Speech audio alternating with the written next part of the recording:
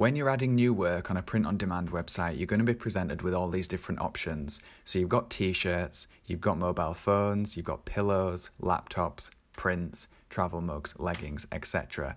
You've got to consider whether it's worth messing about with all these different products and making them look good for your customers, or do you just disable them and not have them on there? Is someone really going to buy a spiral notebook? Is it worth changing the colour, moving the design around, making sure it looks good, etc.?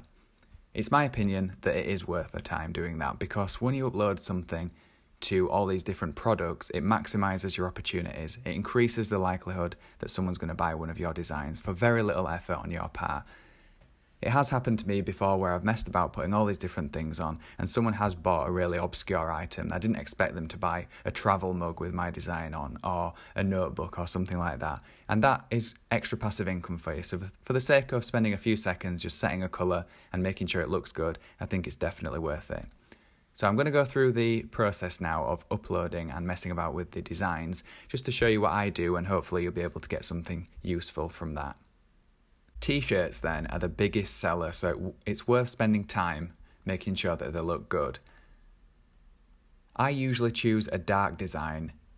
By looking at the statistics from my sales, the majority of people prefer a dark design, especially when it's a text design. They like white or light text on a dark shirt. It doesn't necessarily have to be black. You can choose other dark designs, so there's blue or purple or whatever you want to choose, but I found black to be the most successful when it comes to selling things like this. Another thing to take into consideration is the area in which you're allowed. So technically I could put the design wherever I wanted, but it might make more sense to put it up at the top. And especially in this little area, you might notice I've only used this 12 by 12 square, whereas I've got this huge canvas that I could potentially use. Merch by Amazon have done research, and other people that are into design as well, and stated that this 12 by 12 inch square tends to be the most popular in terms of making sales.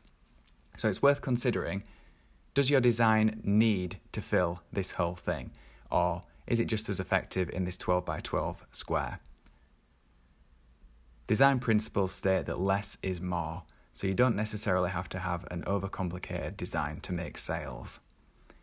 What you need to consider next is the size of the design on the product. So although mine is okay at the moment, you might have a really big design that you want to resize to this size, or you might want it even bigger. You know, it's your decision. You can do whatever you want to do. But like I say, people tend to prefer smaller designs in this area. You can easily use this to make sure that it's centered vertically and horizontally if you wanted that.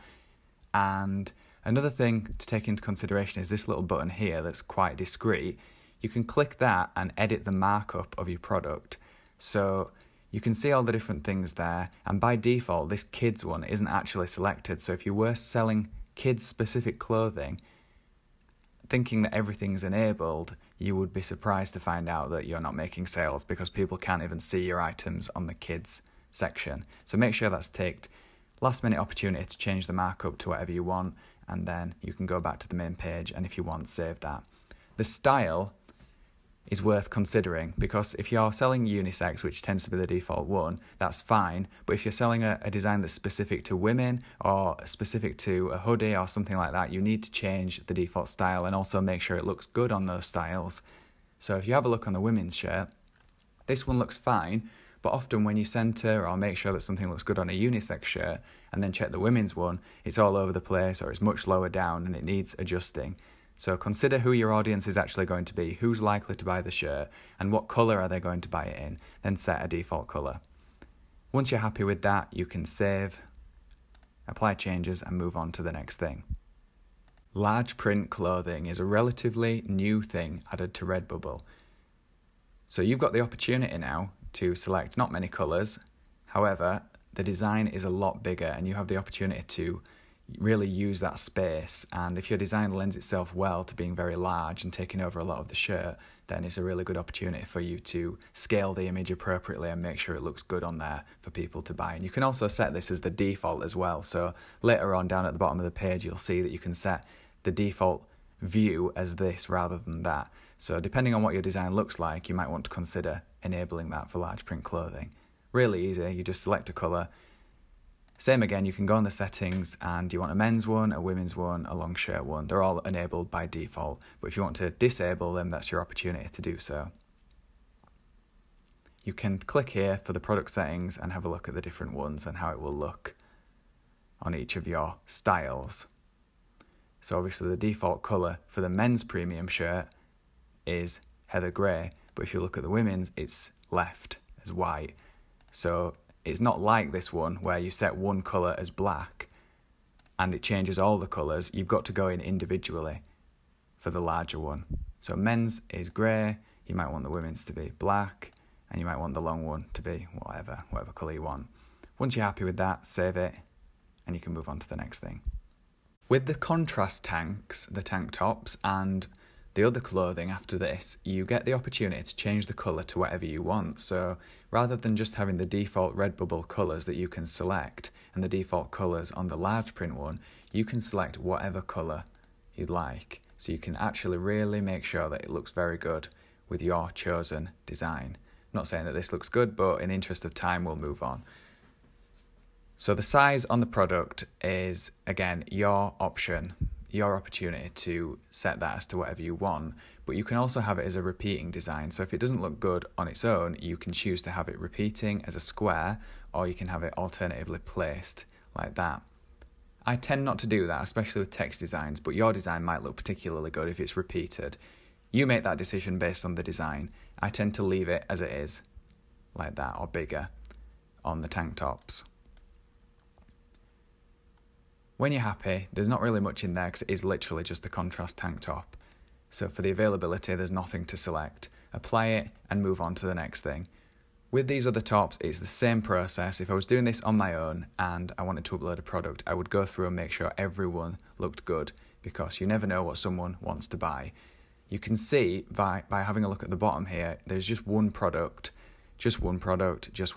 So there's really nothing that you need to do in terms of going in and setting the availability or the markup in there like you would do on the kids' clothing in the standard print.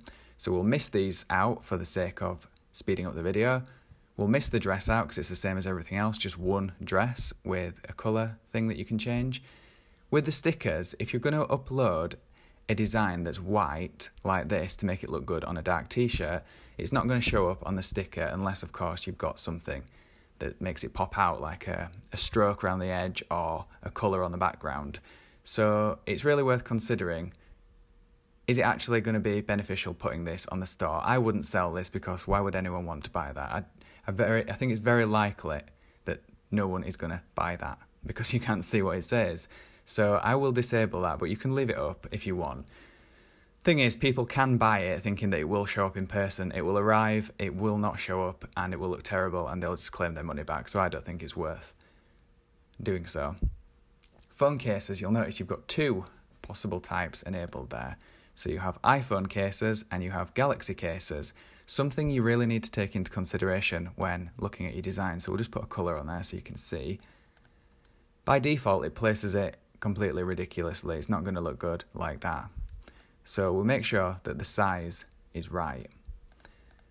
Thing to consider is have a look on the default view up here, because often it doesn't actually reflect reality. So this is a generic case for the iPhone, but when you look down at the one that you're adjusting, it's actually the Samsung Galaxy. So just make sure it actually fits, because it might look good on the iPhone there, you can see it fits fine, but you can see on the Galaxy that it's actually going to be cut off. So it's worth taking into consideration. And it's also worth taking into consideration, what is your design? Who is it going to appeal to?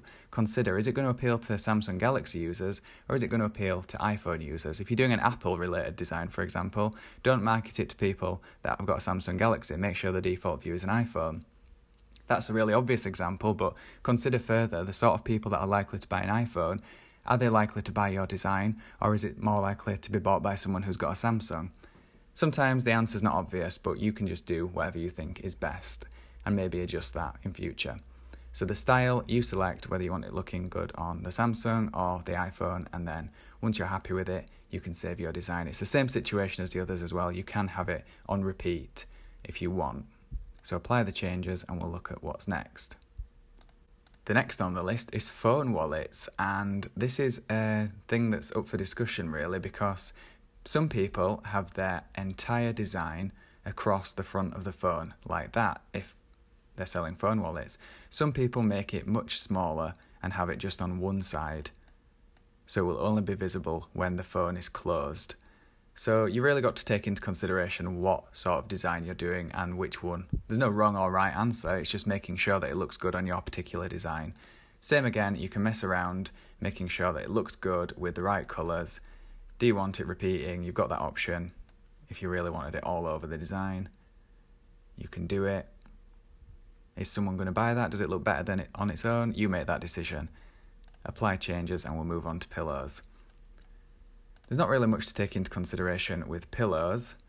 You do have two products again, so you've got tote bags in this category and you've got actual pillows. So by default it will show the pillow view and people have the option of actually selecting a bag. So just take into consideration what it would look like on the pillow. So you could, in theory, have it right up to the edges. You can see on the design view down here that it is within the print area. It will still be printed even if you have it at this size. But then if you have a look at the actual product, is that going to look good on a pillow? Just consider the size of it and actually put it a little bit smaller than you think is the absolute maximum to make sure that it does fit on the pillow and the bag and looks okay. Save that. Floor pillow is a very similar situation to the normal pillow. The only difference is you've got a larger space to work with because it's a bigger pillow. So a similar situation, just make sure that's enabled as well. The amount of times that I've gone through all these different things, saving them, making sure that all these different items look good, applying changes, saving it only to realise that they're actually disabled, so no one can actually see any of this. So do make sure if it is disabled by default, you click enable. This one, prints, cards, posters. You can see the 7 possible designs there. So for the sake of making sure this looks good, you get 7 products for spending a few extra seconds. So we'll have a look what it looks like by changing the colour.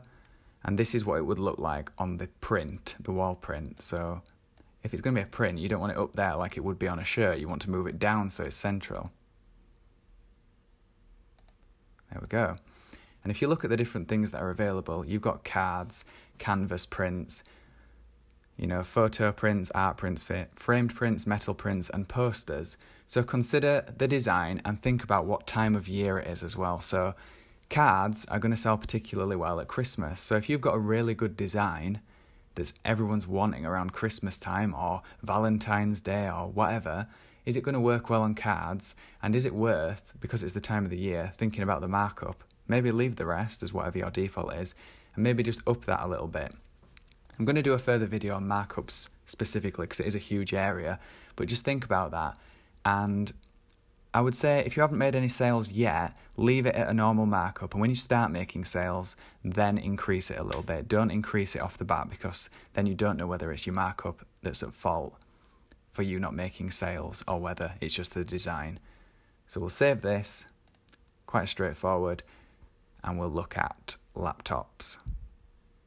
You can see by default view, you've got the actual laptop itself. So this is what it will look like on the laptop. So the design's way off already. We need to adjust the sizing and make sure it's actually central. And if you look in the categories, we've got laptop skins, studio pouches, and laptop sleeves. And you can see how much they sell for as well based on your markup. You can have it on repeat again like all the others and change the background colour. Quite a straightforward one really, just make sure that it actually fits inside. Duvets. Who's going to want to buy a duvet with this in the middle of it? You've got to consider whether your design looks good on duvets because this is a huge category. If you look at the markup for duvets, that's very expensive. You're going to be getting a lot of money if someone buys a duvet, so it's worth thinking about whether your design looks good and actually making sure that it looks okay on this particular preview here. So the repeat function is something you might want to use on duvets. That's a bit linear. If you want to vary it a little bit, that might look a little bit better. Obviously no one's going to buy this on a duvet, but someone might buy one of your designs depending on what it is. Again, I'm going to do a more in-depth video on duvets in particular because that's a subject worth exploring. But for now, just consider those options. You have only got one thing, which is the duvet covers in there.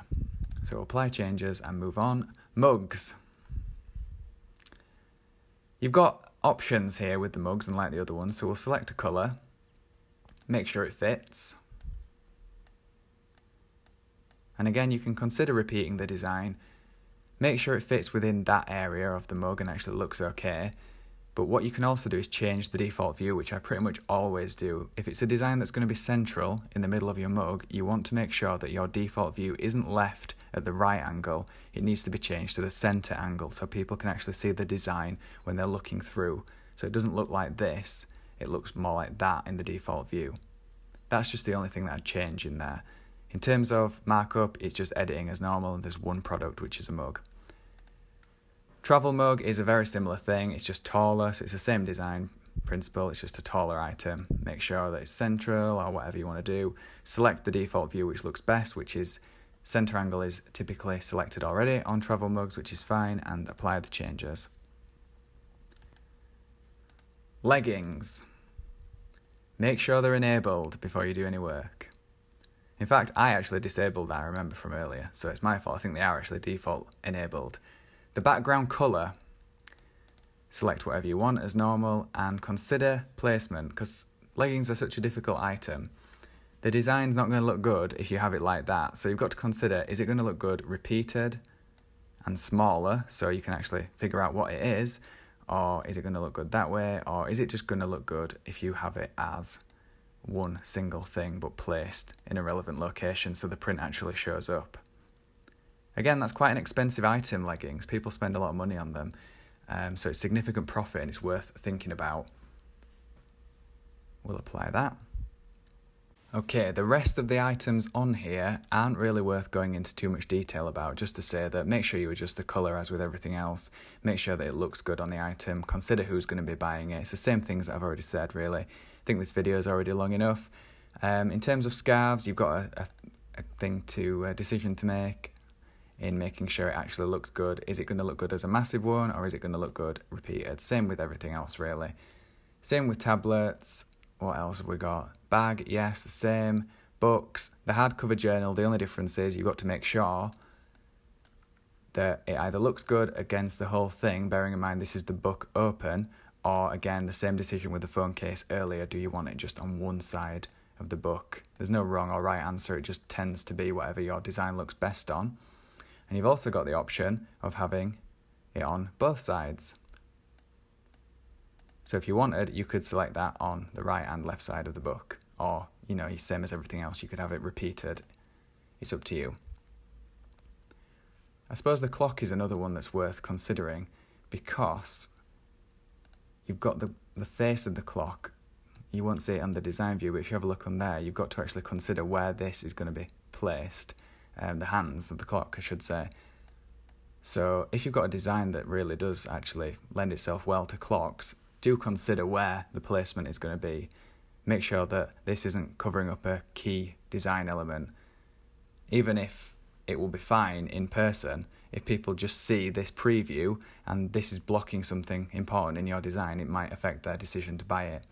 Artboard and acrylic block, I just literally set a colour, make sure it looks good and enable it. Same on this one. I've literally never had anyone buy an artboard or an acrylic block, but I do it anyway because you never know. Wall tapestry.